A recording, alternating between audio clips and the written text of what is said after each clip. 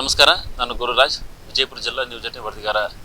ವಿಜಯಪುರ ಜಿಲ್ಲೆಯ ಜಲನಗರ ಪೊಲೀಸರು ಮಹತ್ವದ ಕಾರ್ಯಾಚರಣೆ ನಡೆಸಿ ಸುಮಾರು 1 ಕೋಟಿಗೂ ಅಧಿಕ ಮೌಲ್ಯದ ಅಕ್ರಮ ಮದ್ಯವನ್ನು ವಶಪಡಿಸಿಕೊಂಡಿರುವುದು.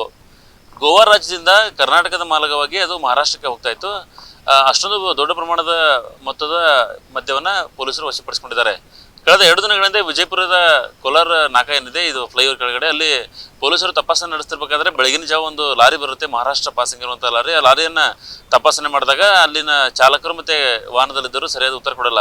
ಅದಾದ ಬಳಿಕ ಗಾಡಿಯಲ್ಲಿ ಏನಿದೆ ಅಂತ ಕೇಳಿದಾಗ ಎರೆಹುಳ ಗೊಬ್ಬರ ಇದೆ ಅಂತ ಹೇಳ್ತಾರೆ ಅವರು ಮೊದಲಿಗೆ. ಆಮೇಲೆ ಮೇಲೆ ಹೋಗಿ ಚೆಕ್ ಮಾಡಿದ ಸಹಿತ ಆರಂಭದಲ್ಲಿ ಮೇಲ್ಭಾಗದಲ್ಲಿ ಎರೆಹುಳ ಗೊಬ್ಬರವನ್ನು ತುಂಬಿರ್ತಾರೆ. ಅದಕ್ಕೆ ಸಂಬಂಧಪಟ್ಟಾಗೆ ದಾಖಲೆಗಳೇನಿದೆ ಅಂತ ಹೇಳಿ, ಅಂದರೆ ಎರೆಹುಳ ಗೊಬ್ಬರನ ಒಂದು ಕಡೆಯಿಂದ ಮತ್ತೊಂದು ಕಡೆ ಟ್ರಾನ್ಸ್ಫರ್ ಮಾಡೋಕೆ ಅದಕ್ಕೆ ಅದು ರೈತರಿಗಾದ್ರೂ ಸಹಿತ ತಗೊಂಡಿದ್ದ ಕಡೆ ಆದರೂ ಅದಕ್ಕೆ ರಿಸಿಟಿ ಆ ರೀತಿ ಎಲ್ಲ ದಾಖಲೆಗಳಿರ್ತವೆ. ಅದರ ಇವ್ರು ಕೇಳಿದ್ರೆ ಅದಕ್ಕೆ ಏನು ಸಂಬಂಧಪಟ್ಟ ದಾಖಲೆಗಳು ಏನಿವೆ ಅಂತೇಳಿ, ಹಾಗಾಗಿ ಅವರು ದಾಖಲೆಗಳನ್ನು ಸಹಿತ ಸಲ್ಲಿಸಿಲ್ಲ. ಇದರಿಂದ ಪೊಲೀಸರಿಗೆ ಅನುಮಾನ ಬಂದು ಹಿರಿಯ ಅಧಿಕಾರಿಗಳು ಕೂಡಲೇ ಸ್ಥಳಕ್ಕೆ ಬಂದು ಪರಿಶೀಲನೆ ನಡೆಸಿದಾಗ ಸುಮಾರು 1,36,00,000ಕ್ಕೂ ಅಧಿಕ ಪ್ರಮಾಣದ ಮದ್ಯವನ್ನು ಅಲ್ಲಿ ವಶಕ್ಕೆ ಪಡೆಯಲಾಗಿರುವಂಥದ್ದು. ಇದನ್ನ ಮಹಾರಾಷ್ಟ್ರಕ್ಕೆ ಸಾಗಾಟನೆ ಮಾಡಲಾಗ್ತಾ ಇದೆ. ಗೋವಾ ರಾಜ್ಯದಿಂದ ಮಹಾರಾಷ್ಟ್ರಕ್ಕೆ ಸಾಗಾಟನೆ ಮಾಡಲಾಗ್ತಿರೋದು.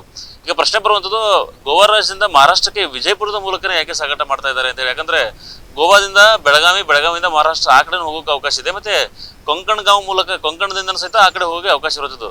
ಅಷ್ಟೆಲ್ಲ ಇದ್ರ ಸಹಿತ ಯಾಕೆ ಇದೇ ಮಾರ್ಗವಾಗಿ ಹೋಗ್ತಾ ಇದ್ದಾರೆ ಅಂತ ಹೇಳಿ, ಯಾಕಂದ್ರೆ ಇಲ್ಲಿ ಏನಾದ್ರು ಲೂಪ್ ಹೋಲ್ಸ್ ಇದೆಯಾ, ಅದನ್ನ ಇವ್ರು ಏನಾದ್ರು ಯುಟಿಲೈಸ್ ಮಾಡ್ಕೊತಿದ್ದಾರೆ, ಅಥವಾ ಇದೊಂದು ವ್ಯವಸ್ಥಿತವಾಗಿ ಜಾಲ ಇದೆಯಾ ಅನ್ನೋ ಪ್ರಶ್ನೆ ಈಗ ಕಾಡ್ತಾ ಇದೆ.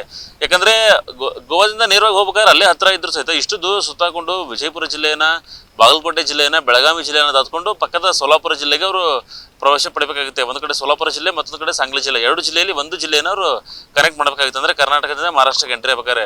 ಸೊ ಇಷ್ಟು ದೂರ ಬರೋಕೆ ಏನು ಕಾರಣ ಅಂತ ಹೇಳಿದ್ರೆ, ಅದು ವ್ಯವಸ್ಥೆ ಜಾಲ ಇದೆ ಅಂತ ಹೇಳಿ ಇದು ಮೇಲ್ನೋಟಕ್ಕೆ ಅನಿಸ್ತಿರ್ತದ್ದು. ಒಂದು ವೇಳೆ ಲೀಗಲ್ ಆಗಿ ಇದ್ರೆ ಅದಕ್ಕೆ ಅವಕಾಶ ಇರುತ್ತೆ, ಅದನ್ನ ಸಾಗಿಸೋದಕ್ಕೆ ಅಲ್ಲೇ ಹತ್ತಿರದಲ್ಲೇ ಮಾರ್ಗ ಇದೆ. ಅದನ್ನ ಬಿಟ್ಟು ಈ ಚೋರ್ಲಾಘಾಟ ಸೇರಿದಂತೆ ಬೇರೆ ಬೇರೆ ಮಾರ್ಗಗಳಿವೆ, ಅದು ತುಂಬಾ ಹತ್ತಿರದಲ್ಲಿ ಮಾರ್ಗಗಳು. ಗೋವಾದಿಂದ ಬೆಳಗಾವಿ ಜಿಲ್ಲೆಯನ್ನು ದಾಟಿದ್ರೆ ಮತ್ತೆ ನೆಕ್ಸ್ಟ್ ಮಹಾರಾಷ್ಟ್ರಕ್ಕೆ ಹೋಗೋಕೆ ಅವಕಾಶ ಇರುವಂಥದ್ದು. ಆದರೆ ಇದ್ರ ಮಧ್ಯೆನೇ ಈ ಬಾಗಲಕೋಟೆ ಜಿಲ್ಲೆ ಮತ್ತೆ ವಿಜಯಪುರ ಜಿಲ್ಲೆ ಇಷ್ಟನ್ನು ಪಾಸ್ ಮಾಡ್ಕೊಂಡು ಹೋಗಿ ಈ ಭಾಗದಲ್ಲಿ ಯಾಕೆ ಬರ್ತಾ ಇದ್ದಾರೆ ಅಂತ ಹೇಳಿ. ಈ ಹಿಂದೆ ಹೇಗಾಗ್ತಿದ್ದಾರೆ, ಉತ್ತರ ಭಾರತಕ್ಕೆ ಕನೆಕ್ಟ್ ಮಾಡಬೇಕಾದ್ರೆ ವಿಜಯಪುರ ಜಿಲ್ಲೆ ಅತ್ಯಂತ ಸೇಫ್ ಅಂತ ಹೇಳಿ ಇಂಥವ್ರಿಗೆಲ್ಲ ಅನಿಸ್ತಾ ಇರುವಂಥದ್ದು. ಯಾಕಂದ್ರೆ ಇಲ್ಲಿ ರಾಷ್ಟ್ರೀಯ ಹೆದ್ದಾರಿ ಇರುವಂಥದ್ದು ಸೋಲಾಪುರ ಮೂಲಕ ಹೋದ್ರೆ ಆರಾಮಾಗಿ ಪಾಸ್ ಆಗ್ಬೋದು ಅಂತ ಹೇಳಿ. ಬೇರೆ ಭಾಗಗಳು ಕಂಪೇರ್ ಮಾಡಿದ್ರೆ ಉತ್ತರ ಮತ್ತೆ ದಕ್ಷಿಣ ಭಾರತಕ್ಕೆ ಕನೆಕ್ಟ್ ಮಾಡುವಂತಹ ಪ್ರಮುಖ ಹೆದ್ದಾರಿ ಇರುವಂಥದ್ದು ವಿಜಯಪುರ ಸೋಲಾಪುರ ಹೆದ್ದಾರಿ ಏನಿದೆ, ಉತ್ತರ ಮತ್ತೆ ದಕ್ಷಿಣ ಎರಡೂ ಭಾಗಕ್ಕೂ ಕನೆಕ್ಟ್ ಮಾಡುವಂತಹ ಪ್ರಮುಖ ಹೆದ್ದಾರಿ ಆಗಿರುತ್ತದೆ.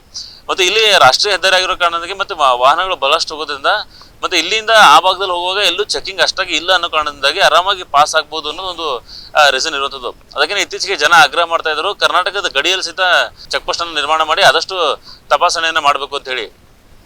ಈಗ ಅಲ್ಲಿ RTOದವರು ತಪಾಸಣೆಯನ್ನು ಮಾಡ್ತಾರೆ, ಕೇವಲ ಅವರು ದಾಖಲೆಗಳನ್ನು ತಪಾಸಣೆಯನ್ನು ಮಾಡ್ತಾರೆ. ಅದನ್ನ ಬಿಟ್ಟರೆ ಮಹಾರಾಷ್ಟ್ರ ಎಂತಿದ ತಕ್ಷಣ ಅಲ್ಲಿ ಸೆಲ್ ಟ್ಯಾಕ್ಸ್ ಅವರು ಸಹಿತ ತಪಾಸಣೆಯನ್ನು ಮಾಡ್ತಾರೆ. ಆದ್ರೆ ಅವರು ಗಾಡಿಯನ್ನು ಓಪನ್ ಮಾಡಿ ನೋಡೋದಕ್ಕಿಂತಲೂ ಅದನ್ನು ವೇಟ್ ಮಷೀನನ್ನು ಇಟ್ಕೊಂಡು ಚೆಕ್ ಮಾಡಿಕೊಂಡು ತಪಾಸಣೆಯನ್ನು ಮಾಡ್ತಾರೆ. ಅದನ್ನು ಹೊರತುಪಡಿಸಿರೋದ್ರಲ್ಲಿ ಏನು ಮೆಟೀರಿಯಲ್ ಇದೆ, ಅದನ್ನು ಏನು ತೊಗೊಂಡು ಹೋಗ್ತಾ ಇದ್ದಾರೆ, ಅದು ಲೀಗಲ್ ಆಗಿದೆಯಾ ಇಲ್ಲೀಗಲ್ ಇದೆಯಾ ಅನ್ನೋದ್ರ ಬಗ್ಗೆ ಚೆಕ್ ಮಾಡೋಕ್ಕೆ ಅವಕಾಶ ಇಲ್ಲದೆ ಇರುವಂಥದ್ದು. ಸೊ ಇಂಥ ಕಳ್ಳದಾರಿಗಳನ್ನು ಹಿಡ್ಕೊಂಡು ಅವರು ಸಾಗಾಟ ಮಾಡ್ತಾ ಇರುವಂಥದ್ದು ವ್ಯವಸ್ಥೆಗಳು ಈಗ ಜಾಲ ಇರುವಂಥದ್ದು. ಹಾಗಾಗಿ ಪೊಲೀಸರು ಮೊನ್ನೆ ಜಿಲ್ಲಾ ಪೊಲೀಸ್ ವರಿಷ್ಠಾಧಿಕಾರಿ ಲಕ್ಷ್ಮಣ್ ನಿಂಬರ್ಗಿ ಅವರು ಸ್ಪಷ್ಟಪಡಿಸಿದ್ದಾರೆ, ಇದರಿಂದ ಬಹುತೇಕ ಜಾಲ ಇರುವಂಥದ್ದು. ಯಾಕಂದ್ರೆ ಈಗ ನಮಗೆ 4 ಜನ ಸಿಕ್ಕಿದ್ದಾರೆ, ಇನ್ನೂ ಹೆಚ್ಚಿನ ಜನ ಇದರಲ್ಲಿ ಇರ್ಬೋದು ಅಂತ ಹೇಳಿ. ಯಾಕಂದ್ರೆ ಇಷ್ಟು ದೊಡ್ಡ ಪ್ರಮಾಣದ ಮದ್ಯವನ್ನು ಒಂದು ಭಾಗದಿಂದ ಮತ್ತೊಂದು ಭಾಗಕ್ಕೆ, ಅದು 2-3 ಜಿಲ್ಲೆಗಳನ್ನು ದಾಟಿ ಮತ್ತೆ 2ನೇ ರಾಜ್ಯಕ್ಕೆ, ಒಂದು ರಾಜ್ಯ ಬಿಟ್ಟು ಮತ್ತೊಂದು ರಾಜ್ಯಕ್ಕೆ ಪಾಸ್ ಮಾಡಬೇಕಾದ್ರೆ ಅಷ್ಟು ಸಲ್ಲಿಸಲ್ಲ. ಹಾಗಾಗಿ ಇದೊಂದು ವ್ಯವಸ್ಥೆ ಇರಬೇಕು ಅಂತ ಹೇಳಿ ಅವರೊಂದು ಅನುಮಾನವನ್ನು ವ್ಯಕ್ತಪಡಿಸಿ ಅದ್ರ ಬಗ್ಗೆ ತನಿಖೆಯನ್ನು ನಡೆಸ್ತಾ ಇದ್ದಾರೆ. ಆದಷ್ಟು ಬೇಗ ತನಿಖೆಯನ್ನು ಯಶಸ್ವಿಗೊಳಿಸಿ ಉಳಿದ ಆರೋಪಿಗಳನ್ನು ಬಂಧಿಸಲಿ ಅಂತ ಒಂದು ಭಾಗ. ಆದರೆ ಮತ್ತೊಂದು ಈ ರೀತಿಯ ಕಳ್ಳ ಸಾಗಾಟಿಕೆಗೆ ಏನು ಈ ವಿಜಯಪುರ ರಾಷ್ಟ್ರೀಯ ಹೆದ್ದಾರಿ ಒಂದು ಅಪಘಾತಿಯನ್ನು ಗಳಿಸಿದೆ, ಅದನ್ನು ತಡೆಯೋದಕ್ಕೆ ಒಂದು ಕಟ್ಟುನಿಟ್ಟಿನ ಕ್ರಮವನ್ನು ಕೈಗೊಳ್ಳಬೇಕಾಗಿದೆ. ನಿರ್ಭೀತ, ನಿಷ್ಪಕ್ಷಪಾತ, ವಿಶ್ವಾಸಾರ್ಹ ಸುದ್ದಿಗಳಿಗೆ ಹೆಸರಾಗಿರುವ ನ್ಯೂಸ್ 18 ಕನ್ನಡ ಈಗ ಆಪ್ನಲ್ಲೂ ಲಭ್ಯವಿದೆ. ದಯವಿಟ್ಟು ಇಲ್ಲಿರುವ QR ಕೋಡ್ನ ಸ್ಕ್ಯಾನ್ ಮಾಡಿಕೊಂಡು ಆಪ್ ಡೌನ್ಲೋಡ್ ಮಾಡೋದಕ್ಕೆ ಮರಿಬೇಡಿ. ನಿಮ್ಮ ಬೆಂಬಲ ಹೀಗೆ ಸದಾ ನಮ್ಮೊಂದಿಗಿರಲಿ. ಧನ್ಯವಾದ.